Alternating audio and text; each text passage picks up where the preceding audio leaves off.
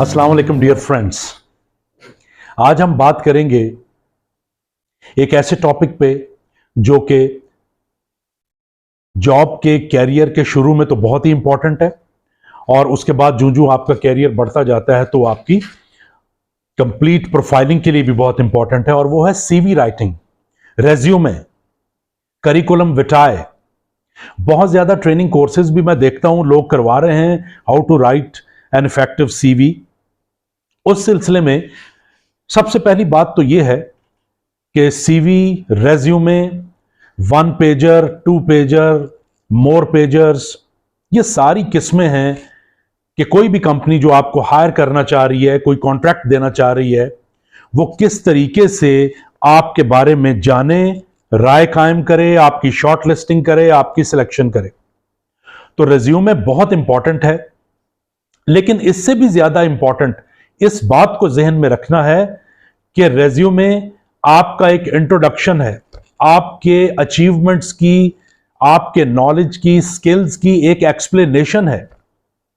जब तक आप में वो खजाना जमा नहीं होगा, स्किल्स की सूरत में, नॉलेज की सूरत में, अचीवमेंट्स की सूरत में, एक्सपीरियंस की सूरत में, तो आप जितना मर्जी फ्लॉरी किस्म की इंग्लिश लिख के सीवी बना लें, खूबसूरत फोटोग्राफ्स लगा लें, क्योंकि आजकल कैनवा और मुख्तलिफ दूसरे प्लेटफॉर्म्स पे इजीली बने बनाए सीवीज अवेलेबल हैं।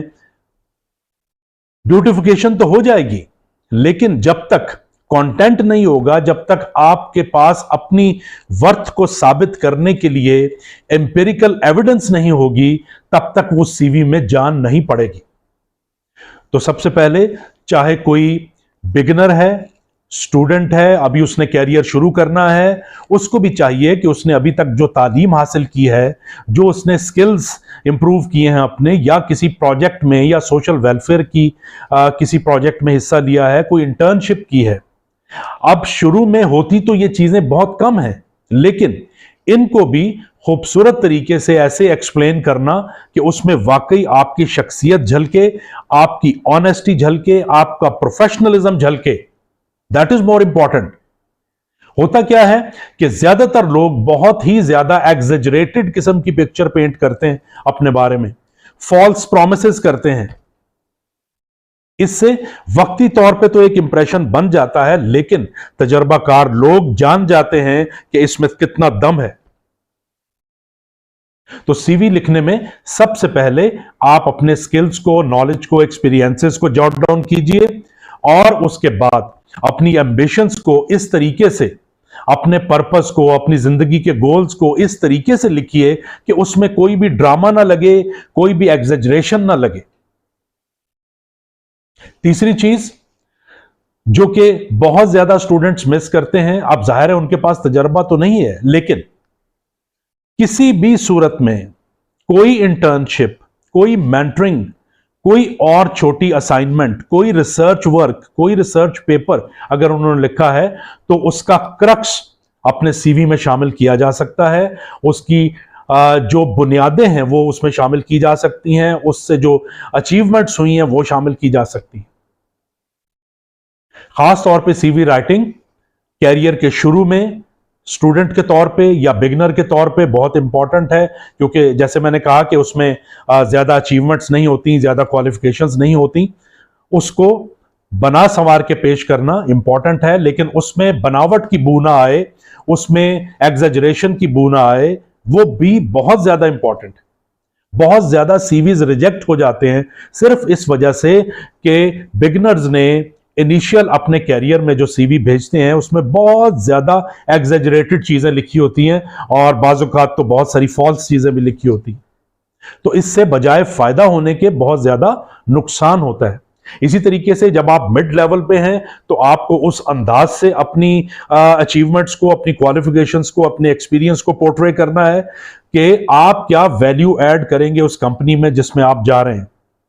और अगर आप सीनियर लेवल पे हैं, तो सीनियर लेवल पे डेफिनेटली आपकी नॉलेज, स्किल्स, अचीवमेंट्स बहुत ज्यादा होती हैं। उनको किस तरीके से क्रोनोलॉजिकल ऑर्डर में आप राइट करना है, एक्सप्लेन करना है, कौन सी चीजें कम करनी है, कौन सी थोड़ी सी हाईलाइट करनी है, ग्राफिक्स का यूज कैसे करना है, ये सारी चीजें भी बहुत इंपॉर्टेंट है। तो बहुत सारे टूल्स आने से आसानी जरूर हुई है। अभी बहुत खूबसूरत किस्म के सीवीज बनाए जा रहे हैं, लेकिन वो सारी ब्यूटिफिकेशन है, वो सारी गार्निशिंग है। जब तक आपका ओरिजिनल मटेरियल, ओरिजिनल कंटेंट ठीक नहीं होगा, तब तक आपका सीवी इंप्रेसिव नहीं हो सकता। लिखने के हवाले से अमूमन इंग्लिश लैंग्वेज में सीवी राइटिंग की जाती है, तो ऐसे में कई ऐसे लोग हैं जो बहुत ही ग्रामेटिकल मिस्टेक्स करते हैं, सेंटेंस कंस्ट्रक्शन प्रॉपर नहीं होती। लेकिन जो एक आम देखने को मिस्टेक मिल रही है वो ये है कि बहुत ज्यादा भारी भरकम और गंभीर अल्फाज का इस्तेमाल किया जाता है, थिसारस यूज की जाती है, या ऑनलाइन जो डिक्शनरीज हैं या थिसारस है उससे वर्ड्स शामिल किए जाते हैं। इससे भी बाज़ औक़ात, बल्कि अक्सर औक़ात, सीवी का इंप्रेशन जो है वो ऐसे बनता है जैसे कि बिला वजह या जरूरत से ज्यादा इंप्रेस करने की कोशिश की गई है। तो अच्छे अल्फाज का चुनाव बहुत इंपॉर्टेंट है, लेकिन वो अल्फाज आपकी उम्र, आपके तजर्बे, आपके क्रेडेंशियल्स के साथ मैच करने चाहिए। लिहाजा गैर जरूरी तौर पे मुश्किल और भारी भरकम अल्फाज का इस्तेमाल मुनासिब नहीं है। इसके अलावा जैसे मैंने कहा, ग्रामेटिकल मिस्टेक्स अवॉइड करनी चाहिए। सेंटेंस की कंस्ट्रक्शन जो है वो बहुत ही इंप्रेसिव और बहुत ही अट्रैक्टिव होनी चाहिए। एक मोनोटोन में सेंटेंसेस लिखते चले जाना भी ज्यादा सीवी को इंप्रेसिव नहीं बनाता।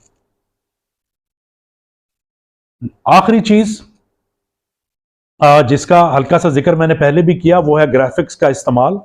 ग्राफिक्स का इस्तेमाल भी अपने मौके, अपनी सूरत हाल, अपनी एज, अपने एक्सपीरियंस के मुताबिक करना चाहिए।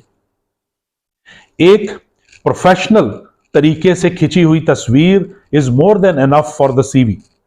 बाज़-औक़ात लोग जो हैं वो इसमें बहुत सारी मॉडल टाइप तस्वीरें भी लगा देते हैं जो कि सीवी और प्रोफेशनलिज्म के साथ मैच नहीं करती।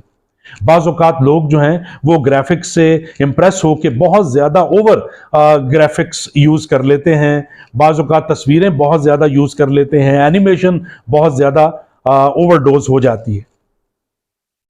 तो जहां पे टूल्स ने ग्राफिक्स को आसान बनाया है, वहां पे ये बात भी ख्याल रखने की है कि ग्राफिक्स का भी मुनासिब इस्तेमाल किया जाए और तस्वीर भी प्योर प्रोफेशनल तस्वीर होनी चाहिए, जिससे ये बात झलके कि आप किसी मॉडलिंग का पोर्टफोलियो नहीं बना रहे, बल्कि किसी कंपनी में प्रोफेशनल जिम्मेदारियां सरअंजाम देने के लिए अपना सीवी भेज रहे हैं। तो इन बातों पे गौर कीजिएगा, आपको जरूर फायदा होगा और आप अच्छी सीवी राइटिंग कर सकेंगे और जो भी आपका सीवी देखेगा या पढ़ेगा उसको आप इंप्रेस कर सकेंगे। शुक्रिया।